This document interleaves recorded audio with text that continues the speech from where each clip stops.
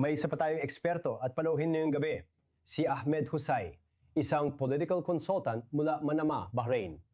Laging maganda kang kasama, Ahmed, at pinahahalagaan ko ang iyong pananaw. At muli, pakikisa mula sa Israel, syempre, para sa lahat ng pinagdaanan mo at ng mga tao ng Bahrain sa buong digmaang ito. Ang pangunahing punto ng kwentong ito ayon kay Pangulong Trump ay hinihiling ng mga bansa sa Gulpo na maghinay-hinay siya at huwag munang umatake sa Iran. Alam mo, medyo naguguluhan kami, nagtatanong kung gaano ito katotoo at kung bakit ganoon. Paliwanagan mo naman kami tungkol dito. Sige. Hindi ako kasing eksperto ng mga bisita mo ngayon, pero pagbigyan mo muna ako sandali. Sa tingin ko, ito ay maiuugnay sa tinatawag na reflexive strategy. Para sa akin, ito ay maiuugnay sa tinatawag na dimension strategy, gaya ng nabanggit ko, na binanggit sa ito ay paraan ng paggawa ng desisyon na gumagamit ng magkakasalungat na senyales, adaptive na galaw o self-reinforcing na trend para manipulahin ang desisyon ng kalaban. Ngayon, bakit ko sinasabi yan? Habang walang opisyal na anunsyo mula sa mga estado ng Gunpo, noong Marso, sinabi na hiniling nila sa US na itigil ang digmaan laban sa Iran. Noong Abril, sinabi rin ng parehong channel o tao na hiniling ng mga estado ng Gulpo na ituloy ang digmaan laban sa Iran. Noong nakaraang linggo, sinabi ng Estados Unidos na na-leak na ang UAE at Saudi ay sila mismo ang nagpasyang umatake sa Iran. Ngayon, ayon sa parehong source, hiniling ng mga estado ng Gulpo kay Trump na ipampaliban ang digmaan. Sa aking palagay, ang totoo ay tila nasa gitna ng lahat ng iyon na magdadala sa atin sa panibagong yugto ng digmaan. Sa tingin ko, yun ang pinakamakatwirang kalalabasan dito, lalo na kapag pinagsama-sama mo ang iba't ibang ulat. Tingnan mo, malinaw namang may magkakaibang patakarang panlabas, sabihin na natin, sa pagitan ng Emirates, Bahrain at Saudi. Sino ang pangunahing gumagabay sa patakaran ng GCC sa girian nito sa Iran? Sino ang tila nagtatakda ng direksyon para sa hinaharap? 2 linggo na ang nakalipas, nagdaos ng mahalagang pagpupulong sa Jeddah na dinaluhan ng halos lahat ng lider ng Gulpo maliban sa Oman.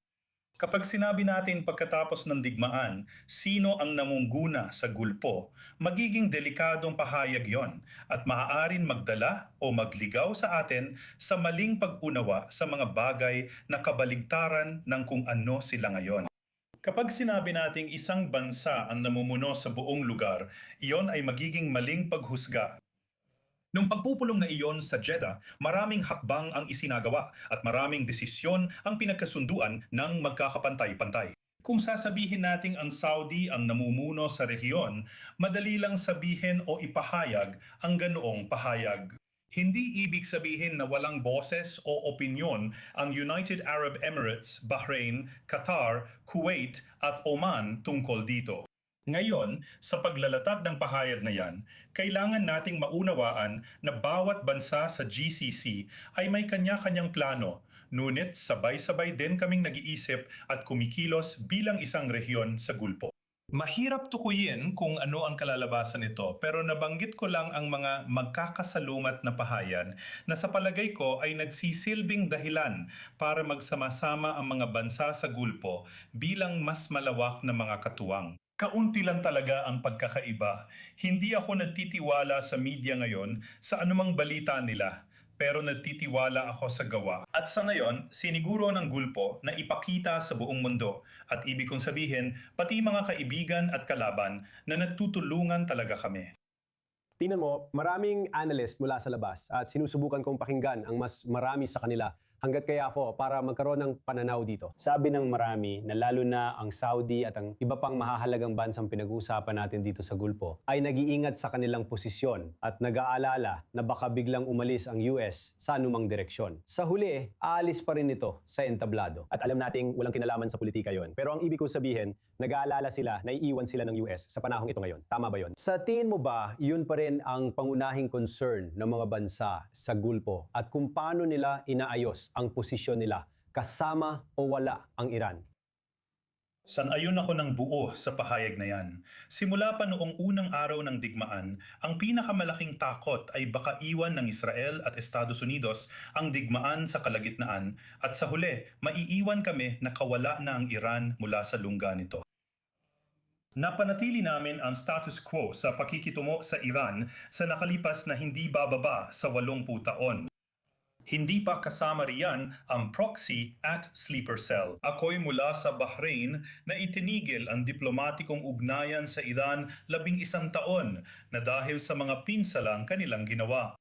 Habang nakatayo ako rito, malinaw na ang pinakamalaking banta sa soberanya ng Gulpo ay ang pag-alis ng Estados Unidos sa gitna ng digmaan. Dahil dyan, kailangan nating panatilihin ang ibang posisyon, ibang estratehiya para tugunan ang ganoong sitwasyon. At hindi madaling tugunan ang ganoong sitwasyon, lalo na't karamihan sa ating kakayahan ay nakatuon sa depensibong posisyon at hindi sa iba pa. Siap na, ganun nga. Pinahaalagaan namin ang oras mo dito sa programa. Kasama namin Ahmed Husay mula sa Bahrain. At salamat sa pagsama sa amin. Mag-ingat ka palagi dyan.